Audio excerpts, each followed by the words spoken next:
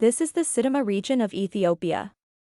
On July 29, 2024, landsliding killed 6 people in the region.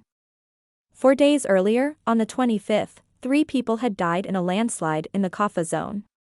These latest landslides happened just a week after over 250 people were killed in the Gofa region in multiple back-to-back landslides. People who came out to rescue their loved ones also lost their lives. Tseganesh Obole was one of the victims who survived, but her children were not so lucky.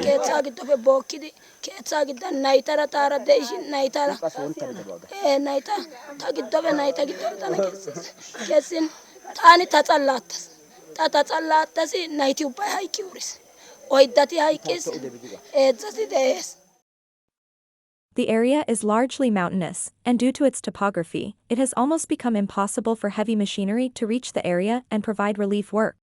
So people are forced to help themselves.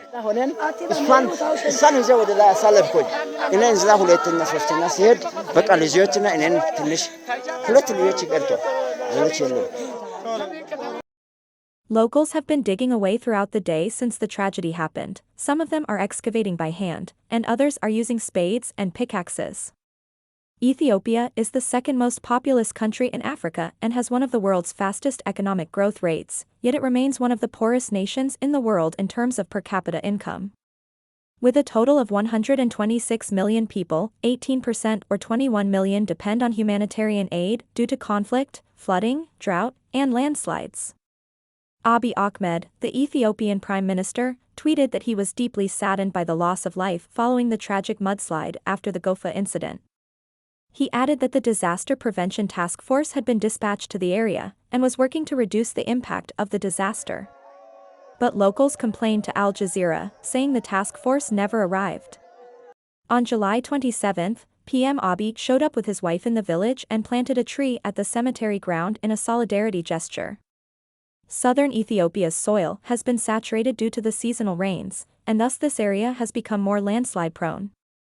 Human intervention in the form of deforestation also worsens this vulnerability, and this very slope where the landslide happened has also been deforested.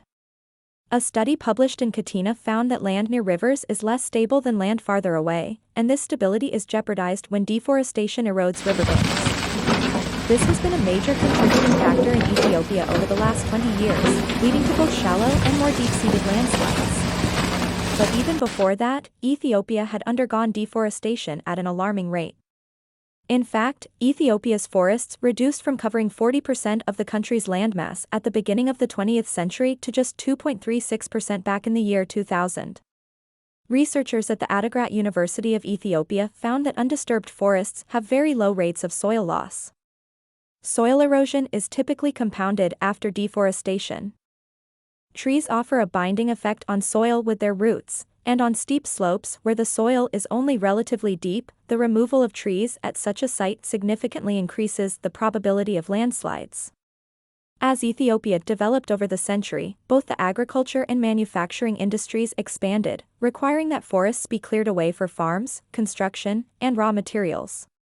This happened without any oversight or long-term plan for protection or conservation. Today, landslides take a heavy toll on human lives. According to local authorities, the total number of casualties from these landslides is expected to go up to 500, as locals continue to dig up their loved ones.